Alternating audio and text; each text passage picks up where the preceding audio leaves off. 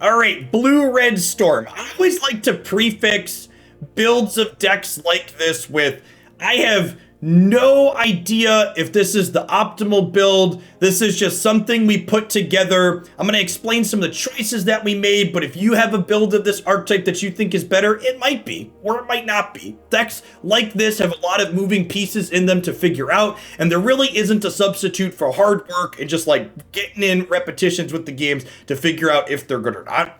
So, one decision that I've consciously made with this build of this deck is that there are no creature enablers in this deck. And the reason to not play creature enablers in the Storm deck is it blanks your opponent's spot removal in game one. So those Bloodchief Thirst, those Stomps, those Baffling Ends, those cards are just blanks against what we're doing here. What our deck is looking to do is looking to use Mizzix Mastery as the primary enabler for what we're doing here. So we've got exile target card, instant or sorcery from your graveyard. You get to copy that spell and cast it. And if you overload this for 8 mana, you do your entire graveyard. So the basic idea is that we use Faithless Looting, Seize the Spoils, and Pirate's Pillage to fill our graveyard up with a bunch of stuff, and then the treasures from this, Prismari Command, and Magma Opus let us ramp up to cast this on turns like 5 or 6. We have some copies of Sweltering Suns here as a way to stop the aggressive decks from getting underneath us early, ideally, and then also as kind of a backup plan, as a 1-2 punch, you can just discard Magma Opus to its own ability and make a treasure token on turn 2, and then on turn 3, Mizzix Mastery just Magma Opus, make a 4/4, interact with the board a little bit, draw a couple of cards, and get moving towards doing it a big play later. So I like the, from a theory standpoint, what this build is doing, where it's got a little bit of interaction. It's blanking the opponent's removal. We get to play Silundi Vision here, which lets us look at 6 cards and grab an instant or sorcery, and our deck has, 42 instants and sorceries in it, which is quite insane. So you're gonna get a good selection with this type of thing. And then post-board, we were Gearhulking Magma Opus the last deck. We have kind of a pivot post-board where we can board in Borrowers, Gearhulks, Abrades, and more sweepers, and kind of turn into this weird combo tempo deck of sorts. So we're not just all in on one plan. So let's go ahead and dive on into some games with this and see how this feels. It might be sweet, it might be a flop, but let's jam for a little bit and see how it goes.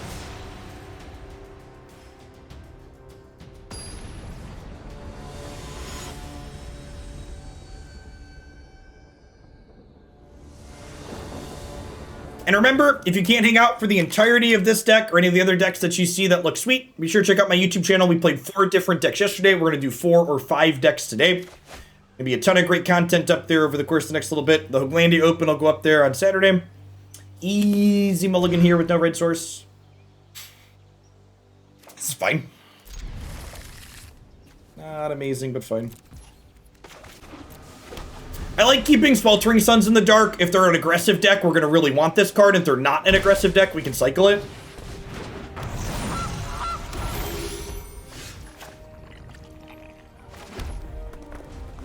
Ooh, hey, there's the Mizzix Mastery. So we get to go ahead and ditch this and have turn 3, kill your board, make a 4/4, draw some cards.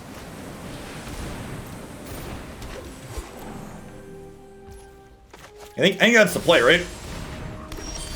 Actually, we're probably supposed to Sweltering Suns the Paradise Druid, right? As sad as that is. I think we're just supposed to kill their mana dorks.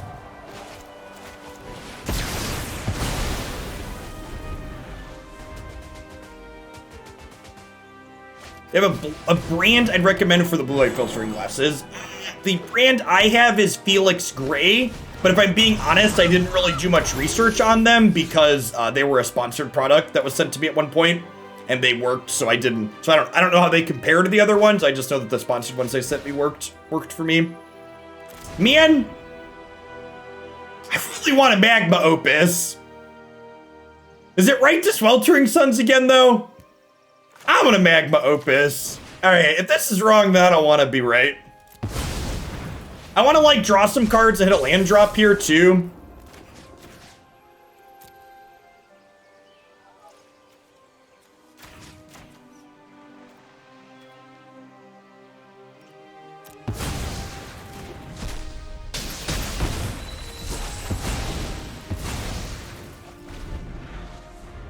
Touching your food, getting my grubby paws on it. It's a real shame we didn't hit a land there.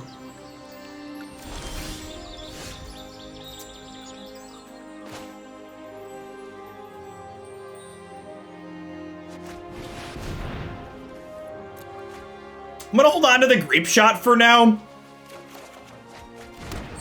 Because the Grapeshot could kill this Paradise Druid down the line.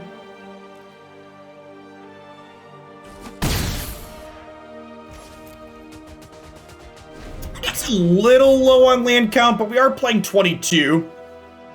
Expressive Iteration here is a great pickup. It's gonna let us look at 3 cards next turn to try and find a land.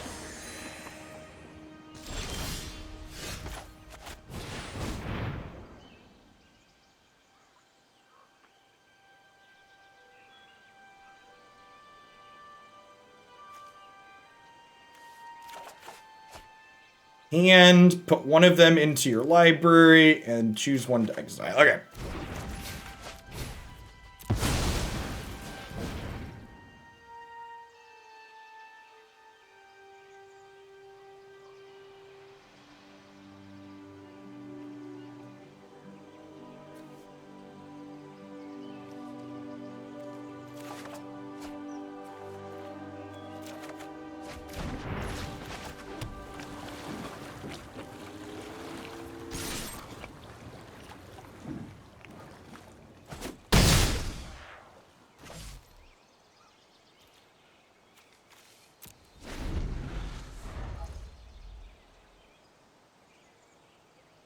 Yeah, the what's it called? The 2-drop Expressive Iteration is really good.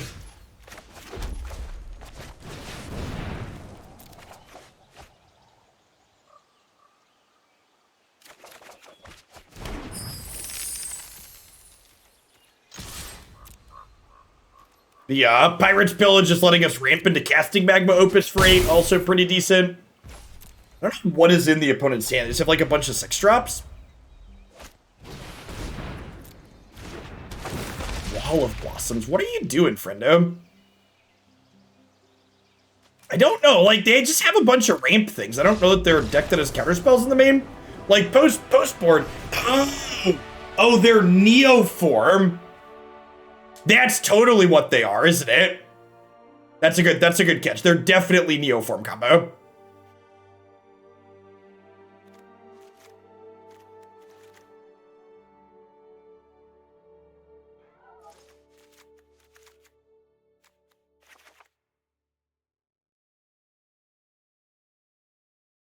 Huh.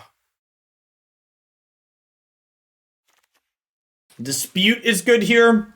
What tipped them off to being Neoform? Because they played a bunch of the Wall of Blossoms. Ramp decks wouldn't normally play Wall of Blossoms.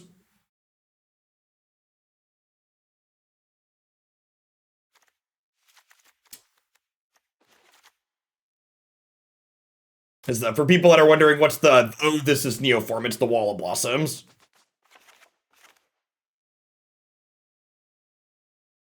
Yeah, this to bounce their thing that gives haste, then we can untap an Anger or Sweltering Suns to sweep the board is good. Is this a Magma Opus out matchup? Because the fair plan's probably not very good.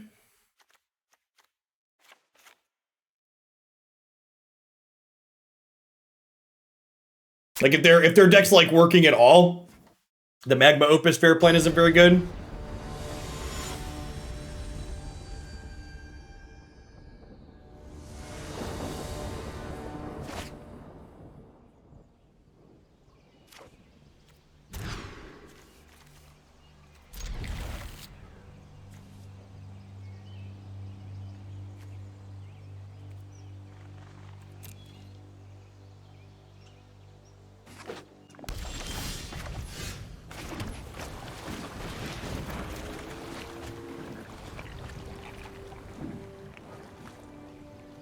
I think with the Dispute, I ditched the Borrower here.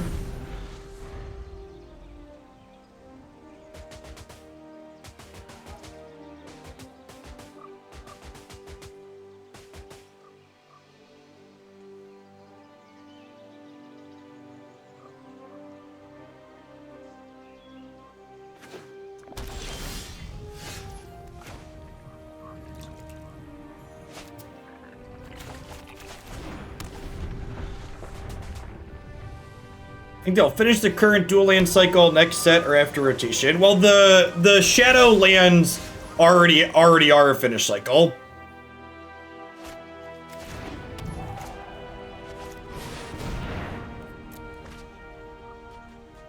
I guess if they counterspell this, they could untap and combo me. Yeah, this is wrong. I should just play a tapped land here.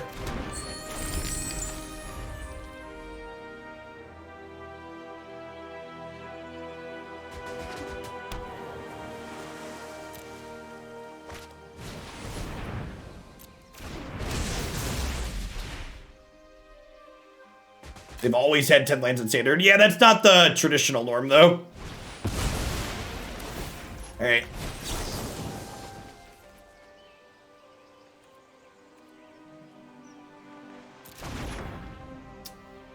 I let them get a thing, right? And then they go to target it, and I counter the thing they're targeting. Because they're copying it regardless. Okay, and then this trigger goes on the stack. Let's see if they have a pact negation. Sword of the Storms, thanks for the entire year. I appreciate you dropping off the Prime. Wouldn't be here without folks like you. Yep. So, for people that haven't seen the opponent's deck before, I'll let them go ahead and do their thing. What they do is they get all these dual caster mages out of their deck with the Neoforms. And then they get some clones, glass pool mimics, that copy these as well.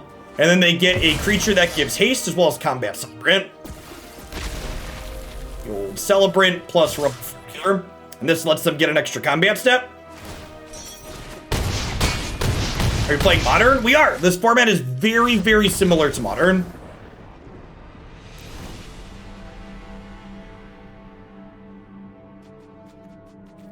The current historic format has a lot of parallels to Modern. Slightly lower power level, but a lot of the same type of stuff. I would expect this matchup to be very bad for us. Their linear plan is almost assuredly faster than ours.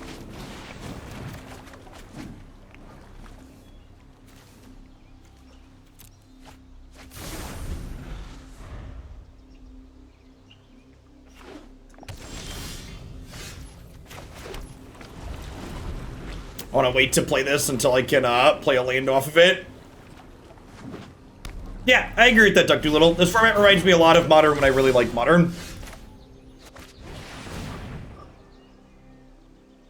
Well then.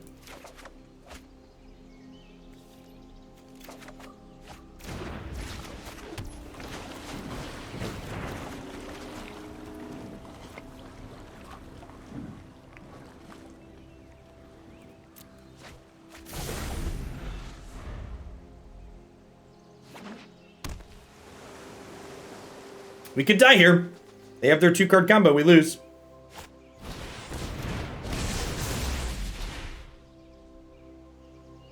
Survey says. Yep.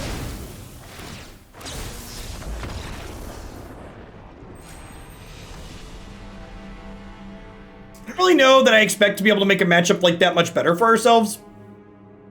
The opponent's archetype isn't particularly popular because it gets devoured by Thoughtseize decks. It isn't super consistent at its core. It's definitely one that, like, that's one of the last opponent's archetype is a lot like Tibalt combo in that it feels bad to play against, but it's actually not very good. So, Mizzix Mastery actually doesn't care about Grafdigger's Cage, so if you wanted to play Cage in the sideboard of this deck, you can. Just for reference.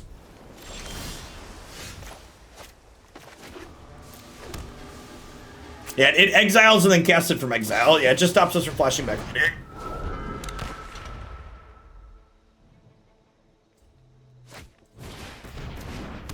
I think we've died.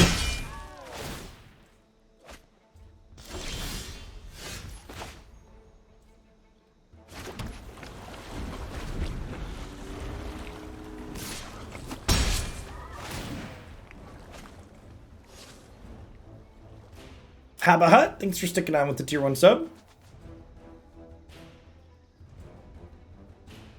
You would scoop here? Maybe. I mean, if they had a second land, I'd definitely scoop. Let's do a Spell Pierce check here real quick.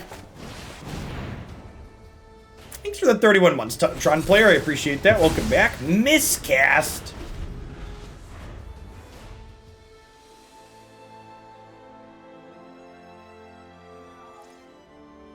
I'd kind of be surprised if these Storm decks like what we're playing are good.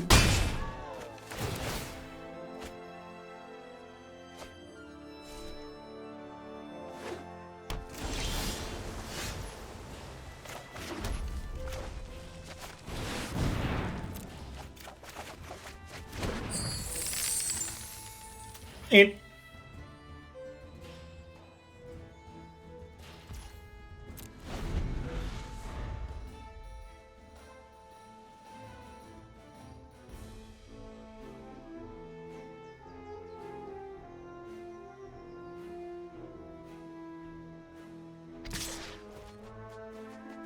So I get to Sweltering Suns next turn, and then if they counter it, Grapeshot can kill the Spectral Sailor.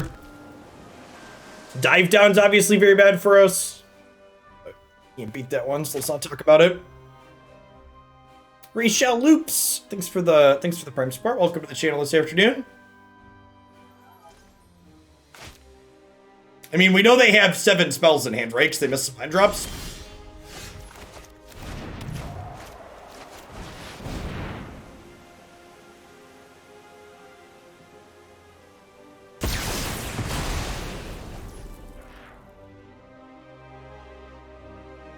Okay.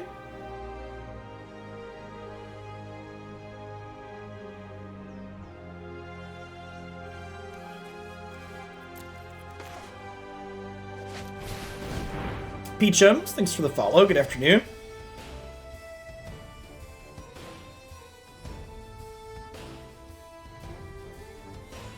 I'm basically just casting this as a 2-mana cantrip. We're not going to get to...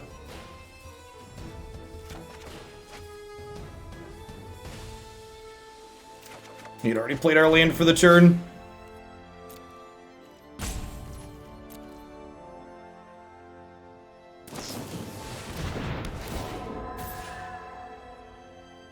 Hey, Thenian, thanks for the follow.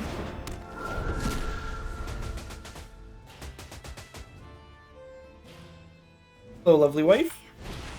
Hi. Always.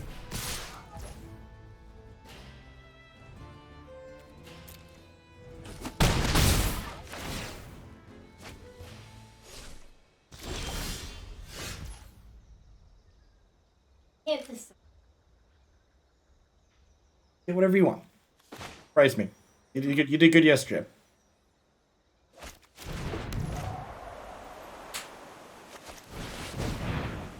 Are any Electromancer in the format? Yeah, Goblin Electromancer and Baral are both legal in this format.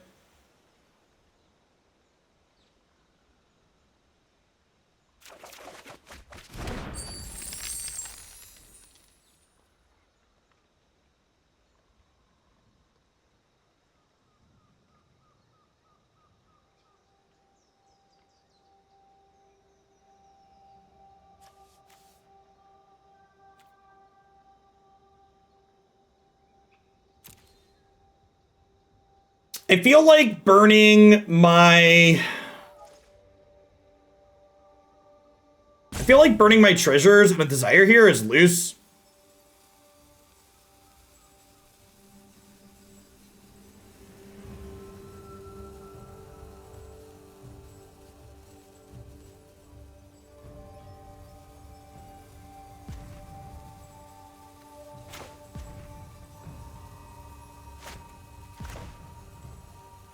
Yeah, I like that play, I think.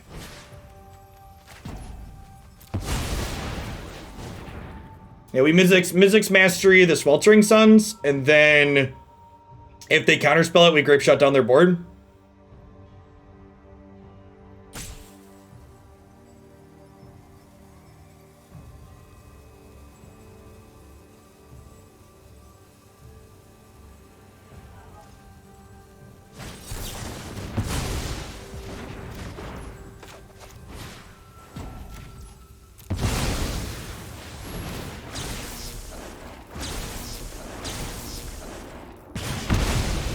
Hey, Chris, thanks for the 1.5 years. I appreciate that. Welcome back.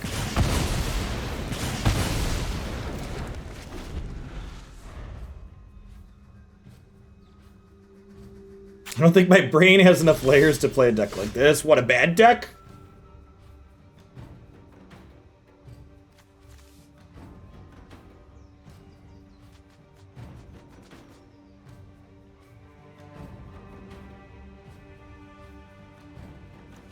So, am I commanding into Vision? I feel like I want to put this into play.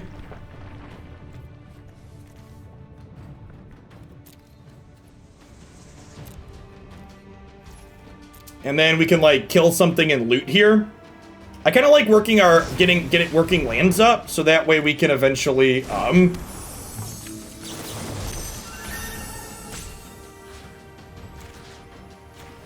so we can eventually cast Magma Opus if we find it.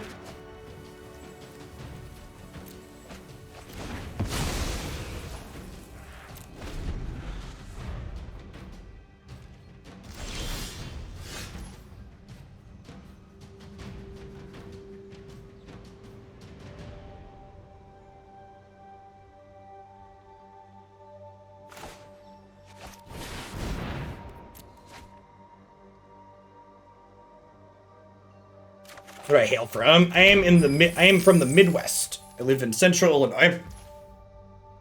Actually, really good hits, huh?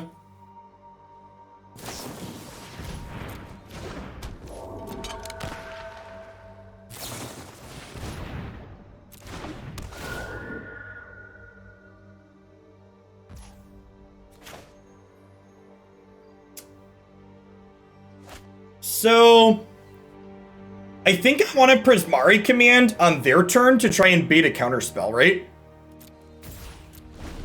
I don't think they kill me here.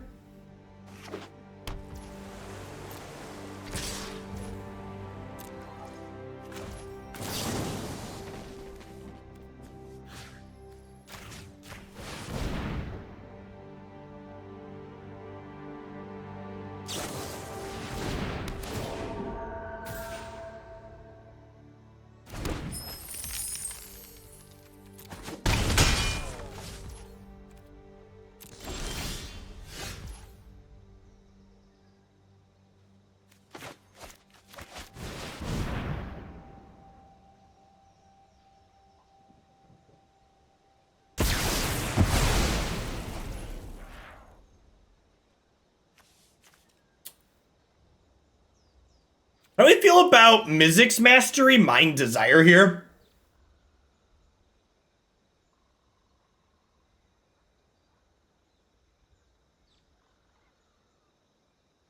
Just like take 3 hits?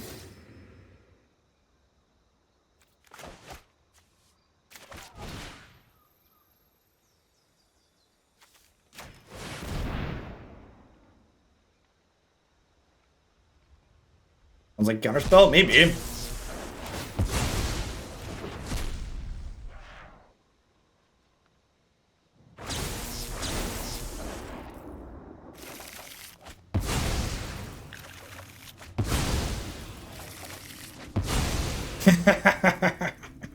Yikes.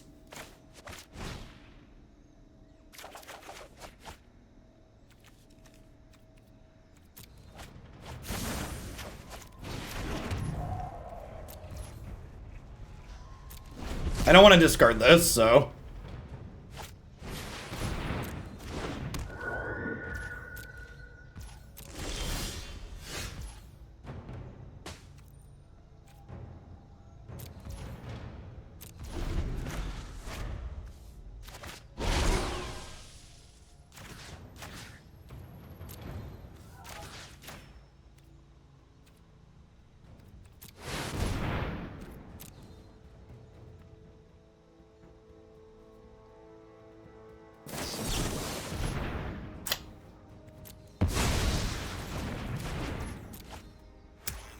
I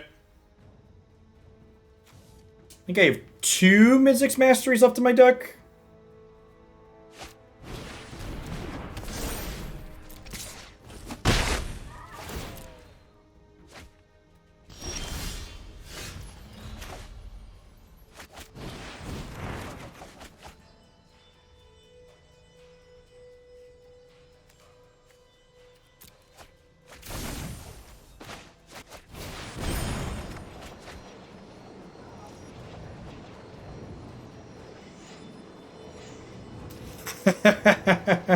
Well, I'm not dead yet. I'm not dead yet.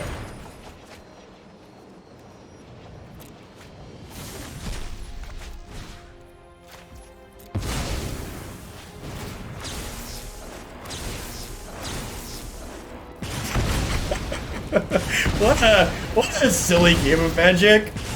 And I mean, like, we have like Magma Opus and Mizzix Master that we can just like draw and go crazy with next turn. So like, you know, take a hit at least.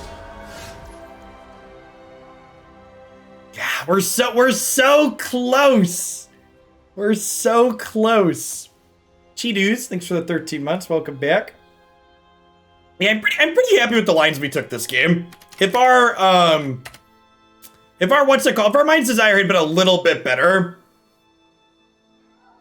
If our Mind's Desire had been a little bit better, we'd have been okay here.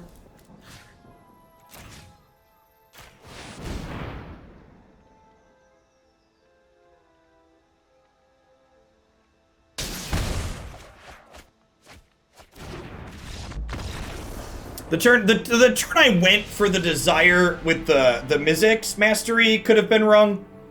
It's probably right to probably would have been more correct to wait a bit there. I think we're supposed to board into the tempo deck in this matchup. These cards are really bad because if they counter them, you don't get your thing back out of it. So we'll board in some Abrades and some Disputes and some Angers. And we just become like this weird blue-red value control deck. I think this is a Gearhulk matchup. Because they're going to have more counter spells. I guess this is a flash threat, which is nice. Maybe I just board off of Faithless Looting.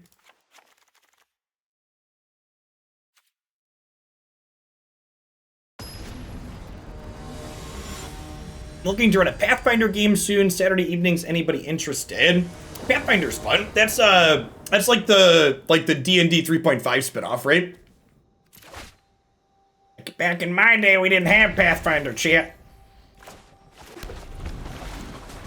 To date myself, the last time I played Dungeons and Dragons, there was much debate over whether or not we were supposed to use 3.5 or 4E.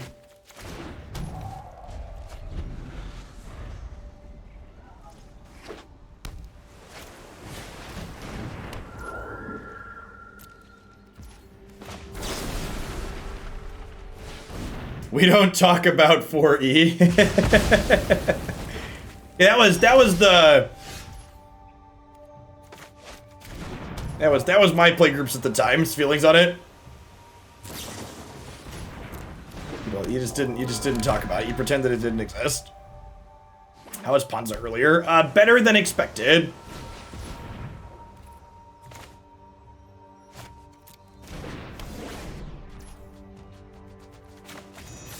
I'm gonna do this, because if it gets a counterspell out of them, Sweltering Suns or Grapeshot can hopefully clean this up next turn.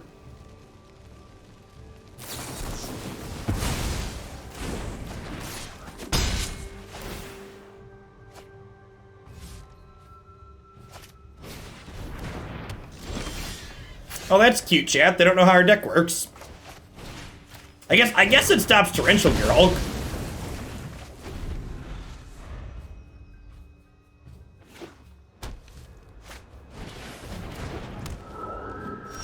This Faceless Haven is like low-key terrifying.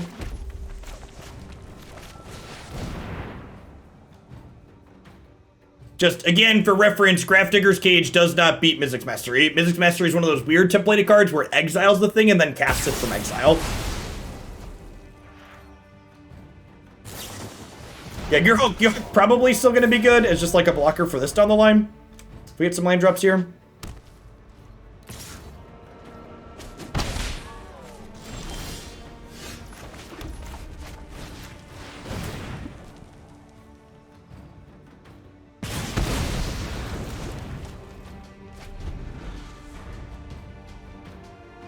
Hey, Barney, thanks for the follow. Welcome to the channel this afternoon.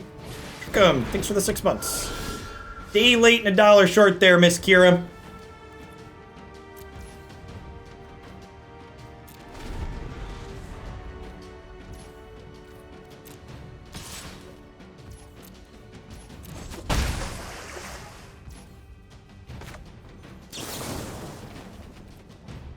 Oh, I can totes kill the Grafdigger's Cage, can't I?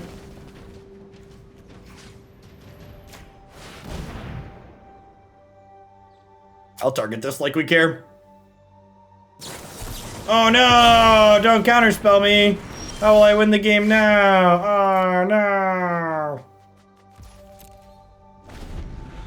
We're gonna board these out for game 3.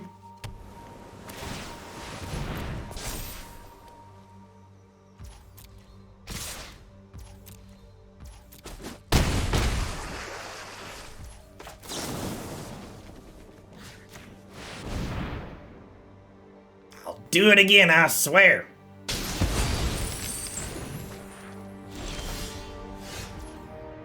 Ooh. Is that even good? I think we're actually just Gearhulking something that's in here already, right?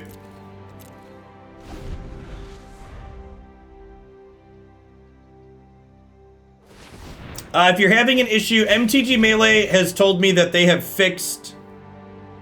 Oh wait, Scryfall is not showing them as legal. Okay. Last I heard was an hour ago they were waiting on Scryfall.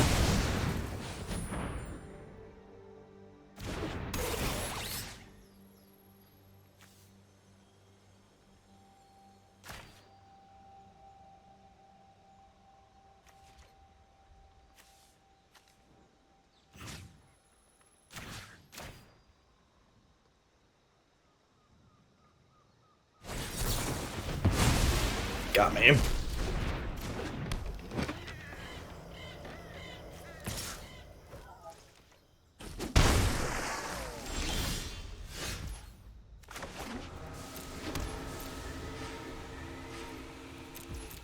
It was never broken for everybody, Todd. So the reports of direct challenge issues have been sporadic. MTG Melee has been running events all day today.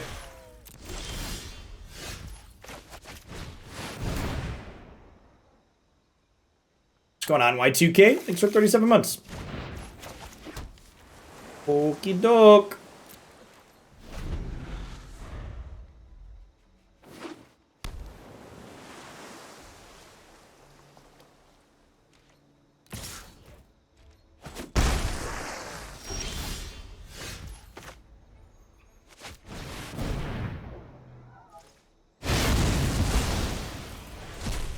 Alright, so a land kills us next turn.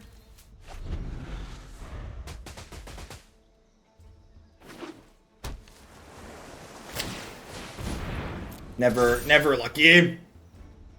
Needed to fade this for one turn so we can make a treasure. It's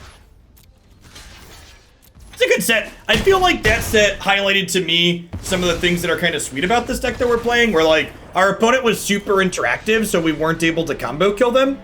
But like we sat there and like played a very reasonable, fair game of Magic.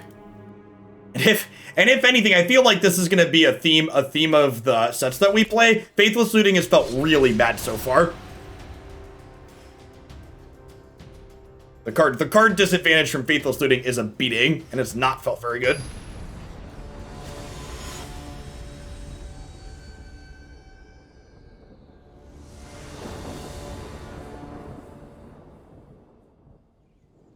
Yeah, it might be a card that we end up cutting. If it continues to feel bad, I'll get rid of it. I think a lot of people are going to underestimate the card disadvantage aspect of Faithless Looting. Like, people are just so used to it being so good in formats like Modern, where you just, like, passively have graveyard synergies in so many different decks, and it's just not the case here.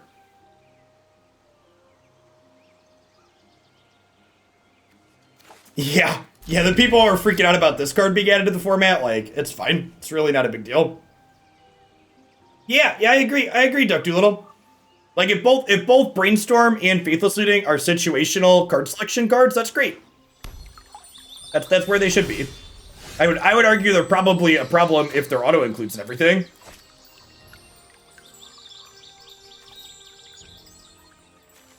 Like here, right? Like I kind of want all of these cards. I guess we'll get rid of Mind's Desire, but like I don't really have a ton of stuff that I like actively want to put in the graveyard in this deck. So like I'm playing this and like I'm looking at my cards, but like I need like lands and spells, right? So like what do I really want to get rid of here? I guess we'll hedge getting rid of Sweltering Suns.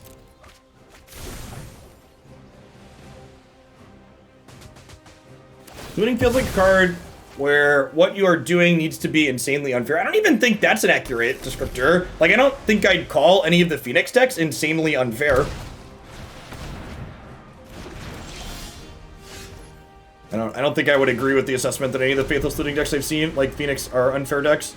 If anything, they're slower and more fair than a lot of the aggressive decks in the format. I mean, that's always been the case. But I mean, like, Bluefire, you just need to be using your graveyard. Like, look at the deck that we're playing. The deck that we're playing is using its graveyard. So there's more to it than that, right? I think we seize into Pirates, into Mastery the following turn. Sounds great. If we get a turn, they could just play another Ram spell and then ultimatum us on their next turn. Just outlinear us here.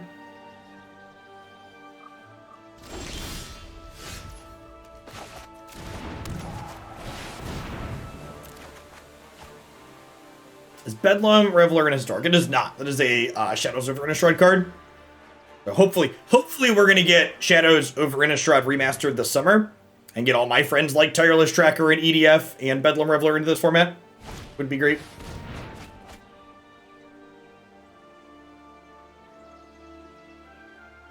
Yeah, that's a great way to put it. Wait. Faithless Looting, when it was eventually banned in Modern, that format had largely turned into your graveyard is your graveyard is your hand. And that's really not the case in this format. How are they going to program Emrakul? I mean, they could leave Emrakul out for programming reasons in the short term and give us the rest of it. That's fine.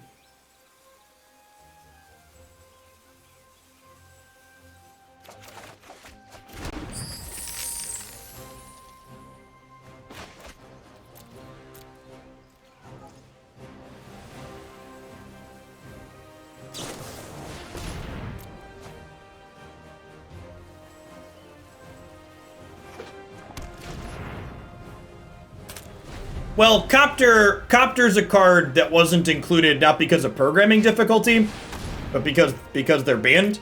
And Emrakul the Promised End is legal in Pioneer. So this platform, unless that changes, is going to have it at some point.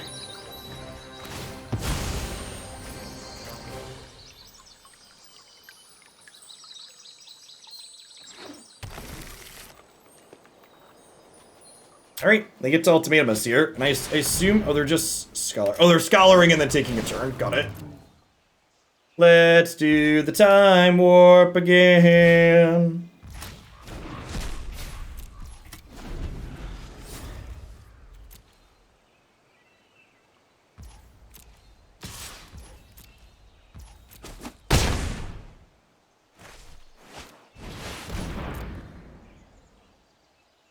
And I assume we just die from here. I don't think we can prevent them from taking an extra turn.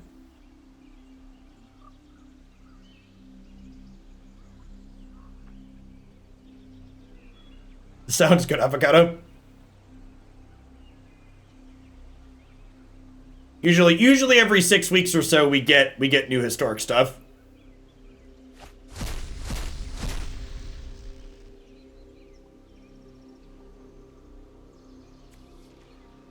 Can we ban Emergent Ultimatum? Nah, I think Emergent Ultimatum is plenty slow and fair.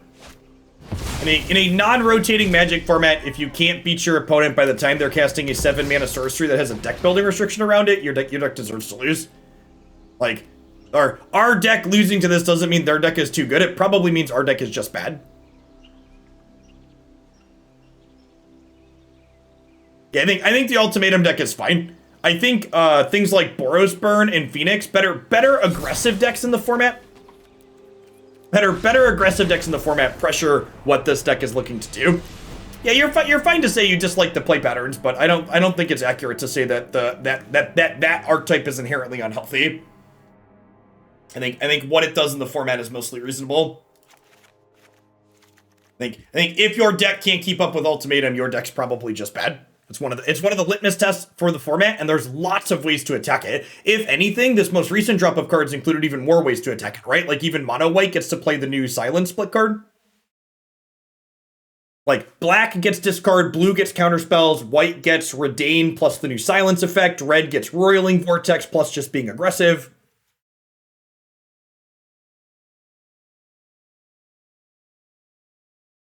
What's going on, Corleyski? You're not wrong. I value my own time and yours.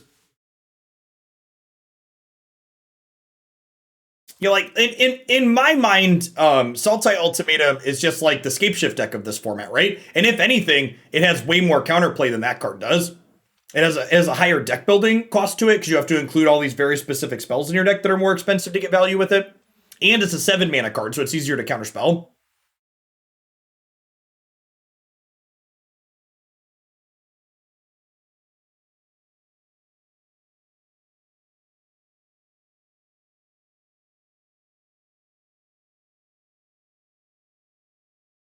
So far, this deck that we're playing seems slow and fair. Our interaction, like our Sweltering Suns and stuff, haven't felt very good against the other combo decks, and our linear draw isn't particularly quick.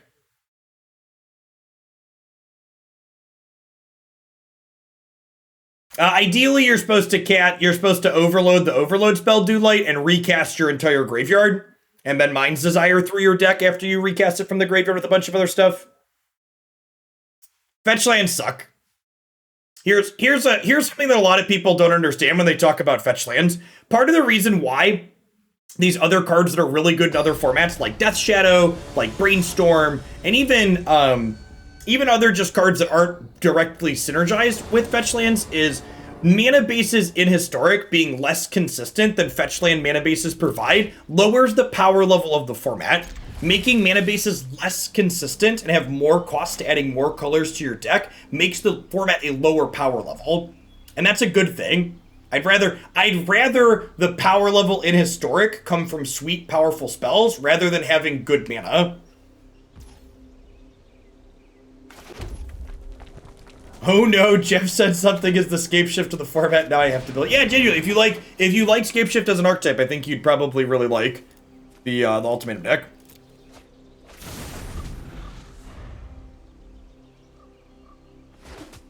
Building mana bases in Historic is the most interesting building mana bases has ever been in Magic in my 20 years playing the game. Building mana bases in Modern and Legacy is trivial and boring. You have a couple of base heuristics that you follow, and it's super easy to go from there. Whereas in Historic, you have different choices to make between fast lands and non-fast lands, etc., etc. This one to my hand, this one on bottom, this one in exile, play it as a tapped land. Honestly, Standard's kind of the opposite. One of the reasons why I'm not a huge fan of the current Standard format too is that, like, building mana bases in Standard kind of sucks. One of the things that's really awkward about Standard with the pathways is 2-color mana bases in Standard are worse than 3 and 4-color mana bases. Which is such a weird position to be in.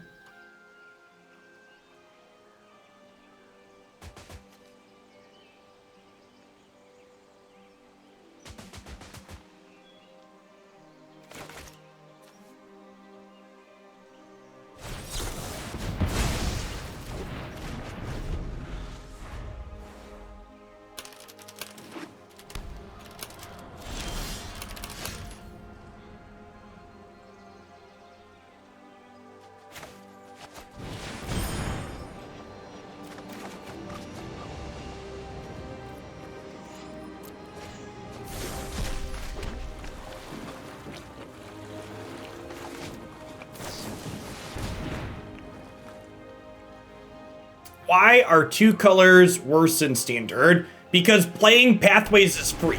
Because you don't have enough dual land combinations for a 2-color deck. Look at how many basics you have in a 2-color deck in Standard, and then realize that you can replace any number of basics in that deck with Pathways for free. I think from a design perspective, I agree with you, Jub. The designs of these Pathways are my favorite duels that Magic's ever done.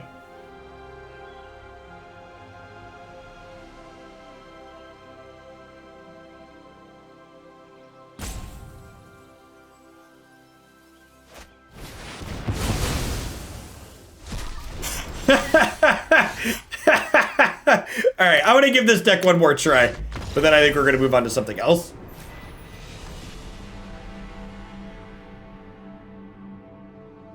Even from a power perspective. Well, it is from a power perspective kind of trash, because if it's free to splash a third color in your 2-color deck in Standard, your deck's probably worse than having a third color and having utility that you get from a third color. Yeah, completely agree, Scholar. The utility lands in Historic also hit well.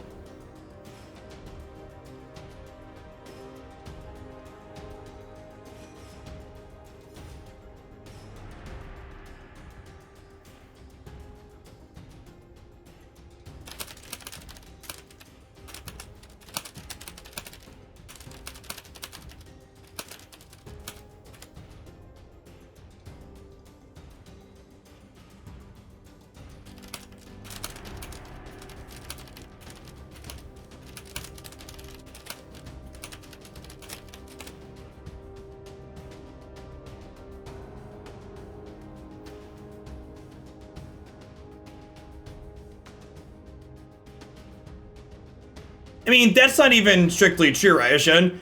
While you're right that blue-black rogues doesn't splash a color, red-green adventures is often splash blue in Standard. It's something that people have done in that deck because it's so free because of the pathways. Also, like, red-green adventures isn't really a super, like, if you asked me to pick out the best decks in Standard, I wouldn't list red-green as being one of the top. Hey, nice, Lenny. Congrats. Yeah, Historic's great. You can do basically anything you want in this format. Following a few base heuristics for the top decks. Gotta have plans for a select subset of things. And you'll be all right.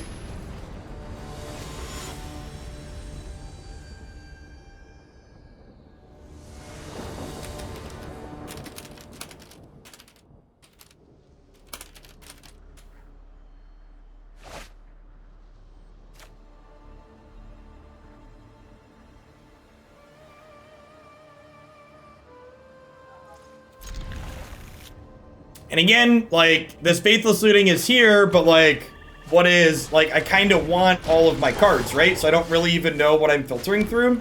And honestly, I think I'm just not casting it.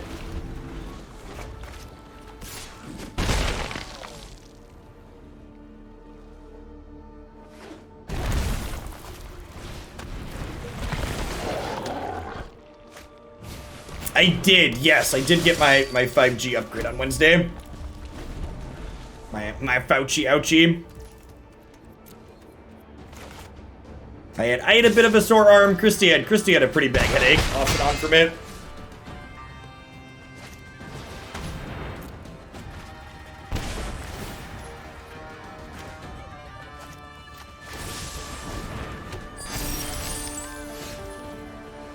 You get to encounter something overbearing for the Missile Archives. Yeah, I agree, Prespec. I think they did a really good job. Magic players complained a lot about the cards that they left out and the cards they included, but I honestly think like Muxus, I think, was kind of a crappy card to add to this format, but honestly, other than Muxus, I think they've been pretty on par with like what I want the format to be. I think we're Pfizer? I don't know.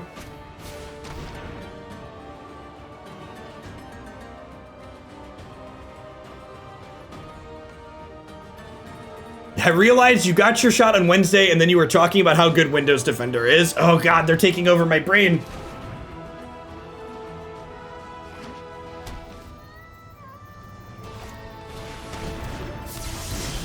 Oh no. Alright, so...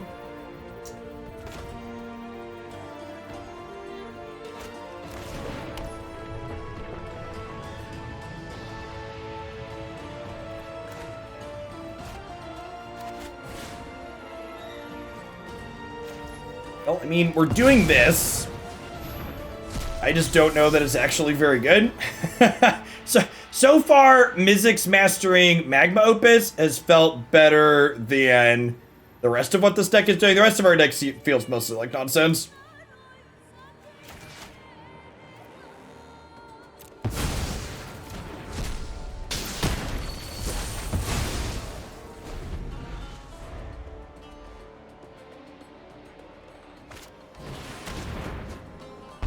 Yikes.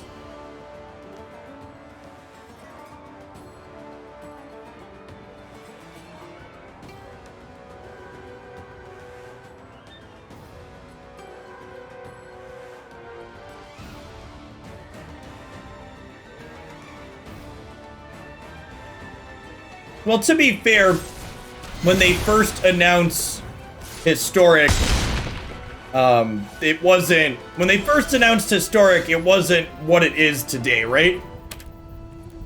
Like when they first put Historic up and announced it, it wasn't going to be this sweet thing that was getting injections from all these different places and stuff like that. I'm gonna be done with this deck. We've got a lot of different sweet things in the queue, and this one's just been bad.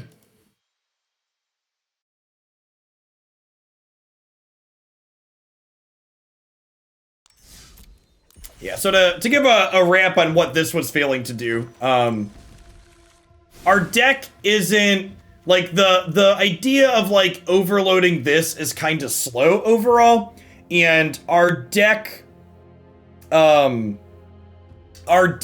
wasn't fast enough to race other combo decks, and in the matchups where Sweltering Suns and Prismari Command weren't meaningful interaction, it was just too slow.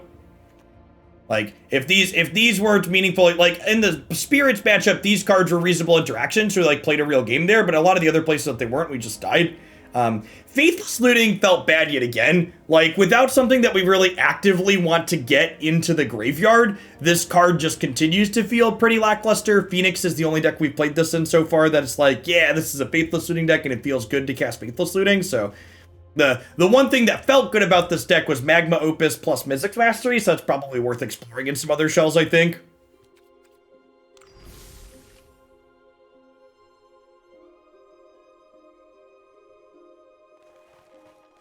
I don't even know that, like, Briggy and stuff, like, solve the problems that we have. Like what's your, do they let you goldfish that much faster?